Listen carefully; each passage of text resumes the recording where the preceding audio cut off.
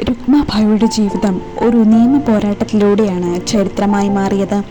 1864 ജനിച്ച രുക്മാഭായിക്ക് തൻ്റെ 11ാം വയസ്സിൽ ബന്ധുവായ ദാദാജി ഭിക്കാജിയുമായി വിവാഹം കഴിക്കേണ്ടി വരുന്നു.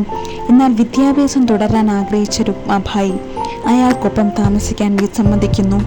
ഇതിനെ തുടർന്ന് 1885 ഭിക്കാജി ദാമ്പത്യ അവകാശങ്ങൾ പുനഃസ്ഥാപിക്കണമെന്നാവശ്യപ്പെട്ട് കോടതിയെ സമീപിക്കുന്നു. ഈ കേസ് ഇന്ത്യയിലും ബ്രിട്ടനിലും വലിയ ചർച്ചയ്ക്ക് കാരണമായി. നിയമം, പാരമ്പര്യം, വിദ്യാഭ്യാസം എന്നീ വിഷയങ്ങളിൽ വിവാദങ്ങളുണ്ടാക്കി.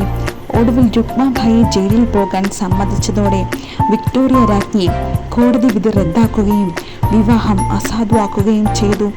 ഈ പോരാട്ടത്തിന് ഫലമായാണ് 1891 ഏജ് ഓഫ് കോൺസെന്റ് എന്ന നിയമം പാസാക്കിയത്.